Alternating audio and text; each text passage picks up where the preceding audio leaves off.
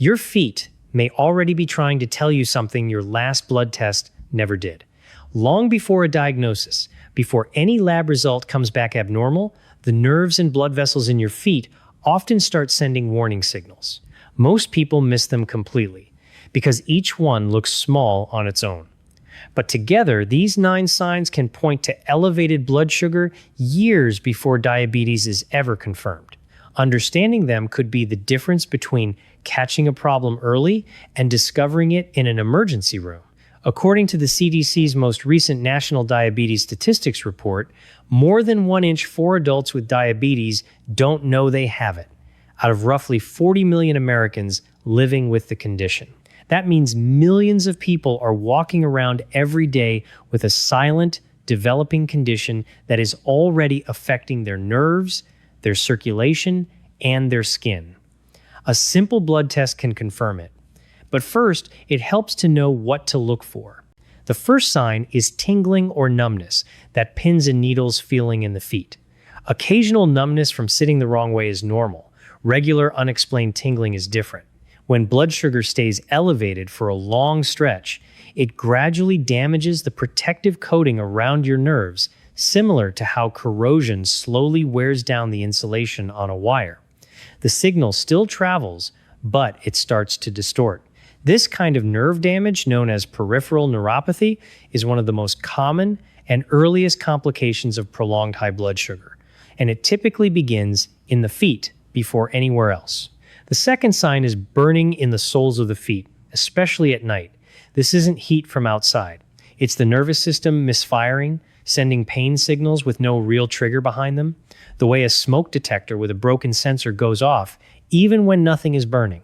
This kind of nerve irritation frequently shows up well before a formal diagnosis is made. The third sign is a small wound that won't heal. A blister or cut that lingers for weeks instead of days is a red flag, because elevated blood sugar narrows and stiffens small blood vessels, slowing the delivery of oxygen and immune cells needed for repair. Left unaddressed, a wound like this can become infected. Diabetic foot ulcers are one of the leading causes of lower limb complications in people with unmanaged diabetes, which is exactly why any wound on the foot that hasn't visibly improved within 48 hours deserves a doctor's attention, not a wait-and-see approach. The fourth sign is skin discoloration around the ankles, darkening, redness, or a bluish tint. This happens when circulation to the lower legs weakens and the skin, deprived of steady oxygen-rich blood, changes color as a visible signal of that shortage. The fifth sign is heels that crack badly no matter how much lotion is used, particularly if it happens outside of dry winter months. Diabetes can affect the autonomic nerves that regulate sweat and moisture in the skin. When those nerves are damaged, the skin loses hydration from the inside, and no cream can fully compensate for that. The sixth sign is persistent swelling in the feet and ankles, especially when it leaves deep sock marks by the end of the day. The kidneys manage fluid balance, and years of elevated blood sugar can quietly impair kidney filtration. When that happens, fluid tends to pool in the lowest parts of the body first. This kind of swelling, known as edema, is often one of the earliest visible clues that kidney function needs to be checked. The seventh sign is sharp, stabbing, or electric pain in the feet that's often mistaken for arthritis or an old injury.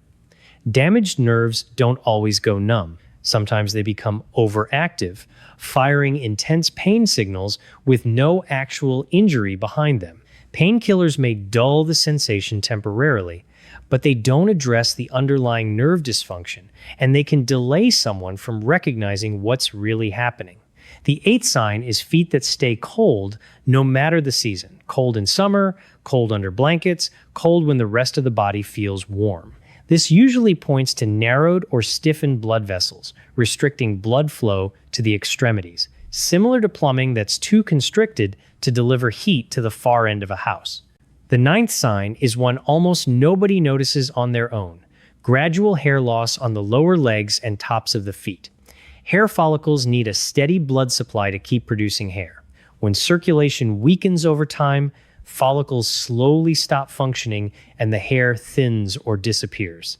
It's subtle, but it's one of the signs doctors are specifically trained to check for during a vascular exam. None of these signs alone confirms diabetes, but when several appear together, especially numbness, slow healing wounds, and skin changes, they form a pattern that's worth taking seriously. The reassuring part is that this is one of the least expensive problems in medicine to catch early. A fasting blood glucose, or A1C test, costs a fraction of what it costs to manage complications later, and it's covered under most insurance plans, including Medicare. If you recognized even one of these signs in yourself or someone you love, take 30 seconds tonight. Sit down, look at your feet, check between your toes, press on your ankles. Notice if anything feels numb or looks different than it used to. That small habit costs nothing and takes almost no time. Catching elevated blood sugar early changes everything about how manageable it is. In many cases, the right response isn't a complicated treatment plan, it's a daily walk, a better diet, and a conversation with your doctor before things progress.